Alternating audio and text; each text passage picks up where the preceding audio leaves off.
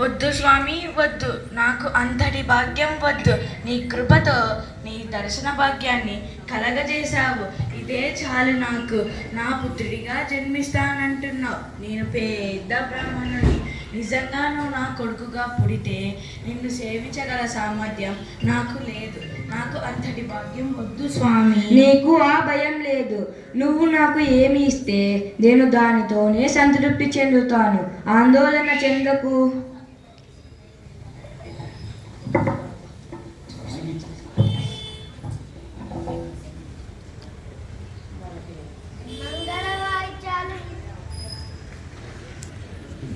మంగళ వాయిద్యాలు వినపడుతున్నా. ఎవరి ఇంటి నుండో? అవును, సరిగ్గా తెలియడం లేదు. శివుడి గుడి వైపు నుంచి అనుకుంటా. శివుడి గుడి వైపు నుంచా? అంటే బ్రాహ్మణులు కుదిరామికి ఉండా ఏంటి? అవునే, చంద్రక్కకు కొడుకు పుట్టాడేమో. ఇదిగో మీరు విన్నారా? చంద్రమణి దేవికి ఎంత అందమైన బిడ్డ పుట్టాడో. ప్రసన్నక్క, నువ్వు చూసి వచ్చావా? ఉదయం నుంచి మంగళ వాయిద్యాలు వినబడుతున్నాయి కదా. నిశ్చయంగా చంద్రకు కొడుకే పుట్టి ఉంటాడని అనుకున్నాను. నేను కమల వెళ్ళి చూశాను కదా, ఎంత పెద్ద పిల్లవాడు. 6 నెలల పిల్లవాడిలా పుట్టాడు. ఏ మందంగా ఉన్నాడని వర్ణించలేము. ధాన్యం కొట్టే గదిలో పుట్టాడు. గదంతా వెలిగిపోతోంది. ధాన్యం కొట్టే గదిలో పుట్టాడా? పాపం, అంతకన్నా వాళ్ళ ఇంట్లో చోటు ఎక్కడుందిలే. ఇంకా ఏం చిత్రం జరిగిందో తెలుసా? ఏం జరిగింది? కమ్మర్ల గని చంద్ర దగ్గర ఉంది. పుట్టిన పిల్లవాడిని ఒక మూల ఉంచి మిగిలిన పని పూర్తి చేసుకోవడానికి వెళ్ళిందంట. తిరిగి వచ్చి చూసింది కదా, గదిలో పిల్లవాడు లేడు. పిల్లవాడు లేడా? ధనికి భయంతో కాళ్ళు చేతులు ఆడలేదట. దీపం తీసుకొని గదంతా వెతికింది. అయ్యో, తర్వాత? పుట్టిన పిల్లవాడు పొయ్యి దగ్గర బూడిదలో పనుకొని ఉన్నాడు.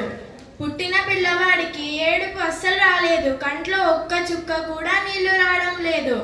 ఒళ్ళంతా బూడిద పూసుకొని సాక్షాత్తు శివుడిలా ఉన్నాడట. ఎంత చిత్రం! భలే ఆశ్చర్యంగా ఉందే. ధని పిల్లవాడికి స్నానం చేయించి చూసింది కదా, ముఖంలో ఎంత కలో, కళ్ళు తిప్పుకోలేనంత అందంగా ఉన్నాడట. పదవే, మనం కూడా చూసి వద్దా? పద. ప్రసన్నక్క, నువ్వు ఎక్కడికి వెళ్తున్నావు?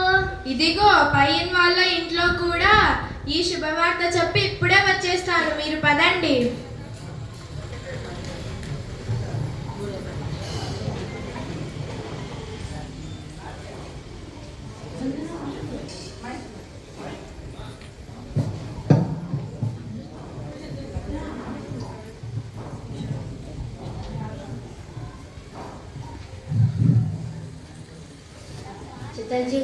చటర్జీ గారు ఉన్నారా? ఎవరు? జ్యోతిర్భూషణ్ పండితులు గారా? రండి రండి, మీ గురించే అనుకుంటున్నాను. ఎటు నుంచి రాక? వస్తున్నా. ఇప్పుడే శాస్త్రి గారిని కలిసి మీ అబ్బాయి జాతకం చర్చించి ఇలా వచ్చా. అయ్యా, ముందు మీరు వచ్చి కూర్చోండి. చంద్ర, మన అబ్బాయి జాతకం చెప్పడానికి పండితులు గారు వచ్చారు.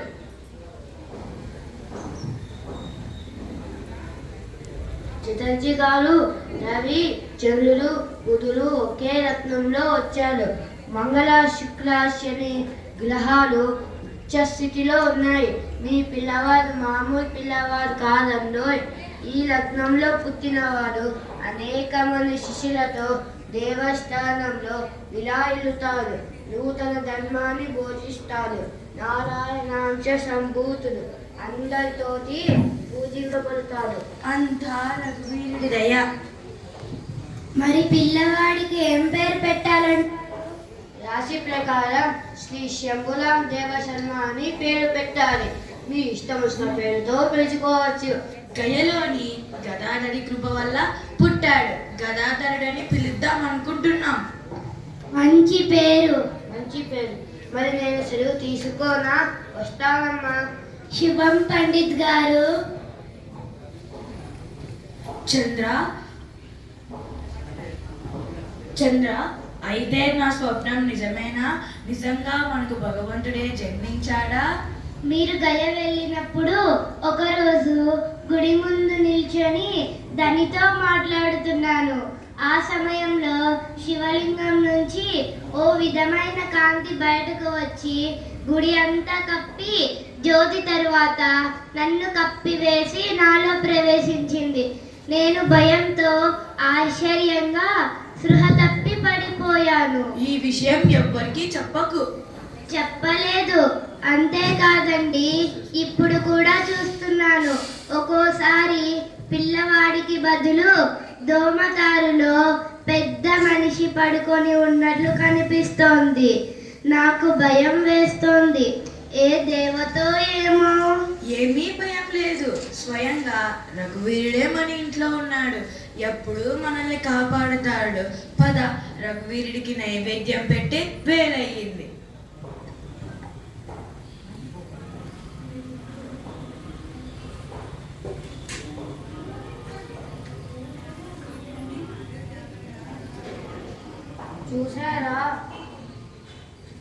చూసారా బతుకము? చాలా ఆనందంగా ఉంది పండు. అలాగే తప్పకుండా. లాహాబాబు, లాహాబాబు. రా కుదిరా, నీ గురించే అనుకుంటున్నాము. వీరి వద్ద నీ కుమారుని జాతకం విని చాలా సంతోషించాను. నువ్వు చాలా ధన్యుడవయ్యా. అలాంటి జాతకం చూడగలిగినందుకు మేము కూడా ధన్యులమే. అబ్బాయి పుట్టి ఎన్ని రోజులయ్యింది? ఇంచుమించు 6 నెలలు అవ్వొస్తుంది. అయితే అన్నప్రాసన చేసే సమయం అయ్యిందన్నమాట. మరి ఏం చేద్దాం అనుకుంటున్నావు? విశేషంగా ఏమీ చేద్దామనుకోవడం లేదు. ఏదో ఆ రఘువీరుడికి నైవేద్యం పెట్టి ఆ ప్రసాదమే పిల్లవాడికి ముట్టిద్దామనుకుంటున్నాము. అలాగే ఆ రోజు మేము కూడా రఘువీరి ప్రసాదం తింటాము. మనం మాత్రం ఏమిటయ్యా, ఈ కామార్పుకూరులోని ప్రజలందరూ రఘువీరుడి ప్రసాదం తినవలసిందే. లాహాబాబు, ఇది చాలా సంతోషదగిన విషయమే, కానీ నాకు నీ పరిస్థితి తెలియదేముంది. నాకు ఆ శక్తి ఎక్కడిది? నువ్వు ధనం గురించి ఆలోచించకయ్యా. ఆ భారం నా మీద వదిలిపెట్టు. నీ పిల్లవాడు నా పిల్లవాడే. ఏమంటారు చెప్పండి? తప్పకుండా.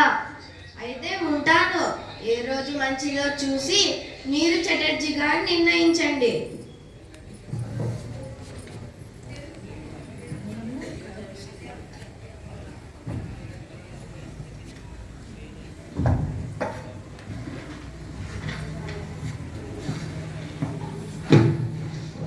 నాన్న నాన్న బాగుంది. నాన్న, మీరు ఏం చదువుతున్నారు? ఇది రామాయణం. మళ్ళీ మీరు నాకు శ్లోకాలు నేర్పిరా? విష్ణువు గురించి చెప్పుకుందామా? నేను నీకు చెబుతా, నువ్వు నాకు తిరిగి చెప్పాలి. నేను చెప్తాను, నిలబడి చెప్తా. పిల్లలు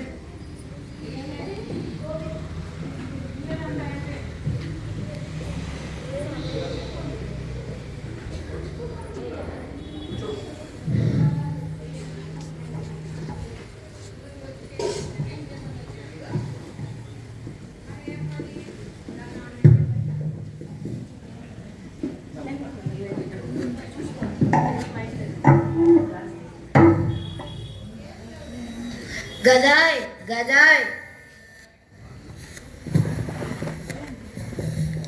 బెజనాన్న, ఈరోజు గదాయ్ బడికి వస్తాడా? ఈరోజే బడిలో చేర్పిస్తాన్రా. మీరు నడవండి, మేము వస్తాం. తొందరగా రండి. గదాయ్, వెళ్ళి అమ్మకు చెప్పు అన్ని సిద్ధం చేయమని. నువ్వు సీతలాదేవికి రఘువీరుడికి దండం పెట్టుకొని రా నాయనా. అమ్మ, అన్ని సిద్ధం చేసావా?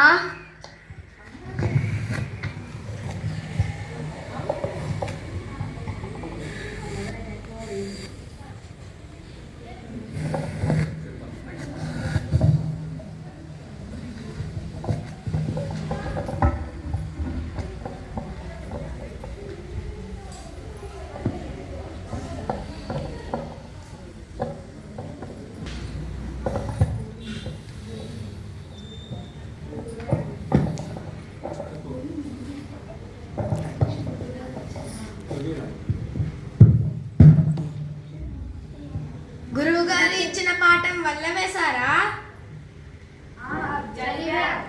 చెప్పండి. మాతృదేవో భవ, పితృదేవో భవ, ఆచార్య దేవో భవ.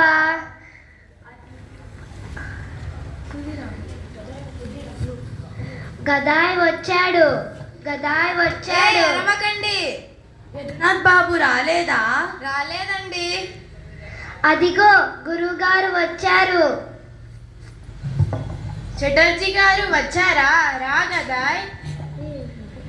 పిల్లవాడిని మీ చేతిలో పెడుతున్నాను. వీడి చదువు సంధ్యలు చూసే బాధ్యత మీదే. వీడికి గణితం అంటే అస్సలు గిట్టదు. రామాయణం మహాభారతం అంటే చెవు కోసుకుంటాడు.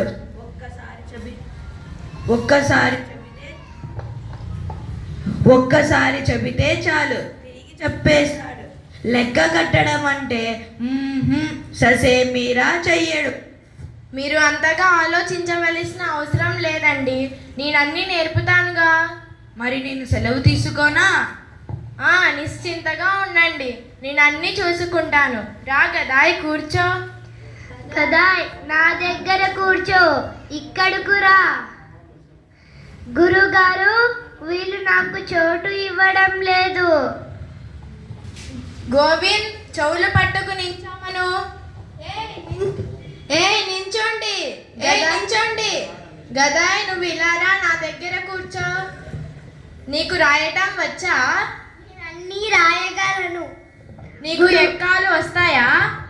నాన్నగారు చెప్పారు కానీ నాకు గుర్తుండవు. గురుగారు ఇక మనము అల్లరి చేయం. గురుగారు వాళ్ళు అల్లరి చెయ్యమంటున్నారు. సరే, గుర్తించుకుంటారా? కూర్చోండి. గురుగారు నేను వాళ్ళ దగ్గర కూర్చోనా? గురుగారు వెళ్ళు. మీకు చెప్పిన గుణింతం గుర్తుందా? కాకు దీర్ఘ మిస్టేకా? ఒరేయ్, నిన్ను చెప్పమన్నానా? నించో.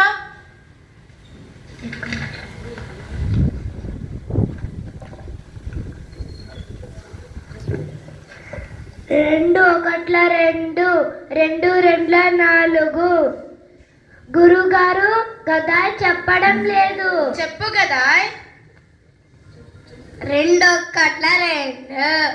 సరే, ఇప్పుడు కొలతలు రాయండి. నిటారుగా కూర్చోండి. చదువుతూ రాయండి.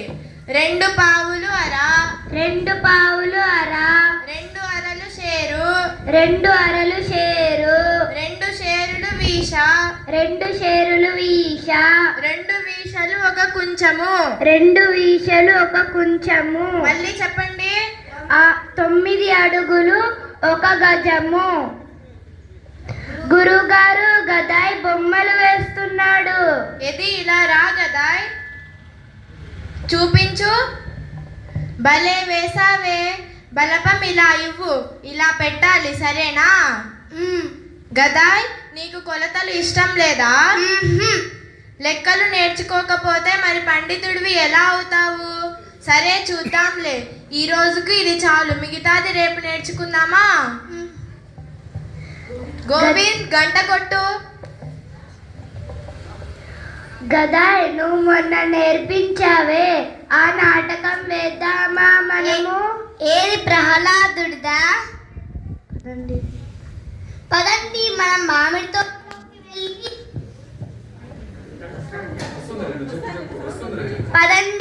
మామిడి తోటలోకి వెళ్ళి నాటకం వేద్దాం. అందరూ లెయ్యండి. ప్రహ్లాదుడు గురుకులంలో అందరి పిల్లలతో కలిసి హరినామ సంకీర్తన చేసేవాడంట. మనము చేద్దామా? సరే.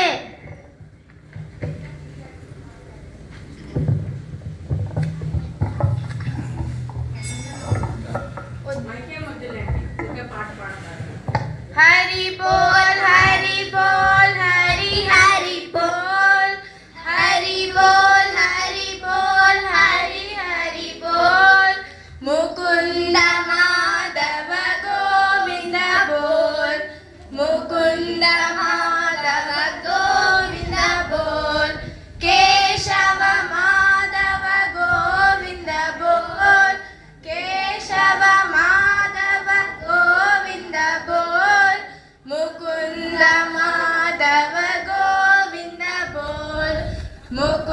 రంగమ్మ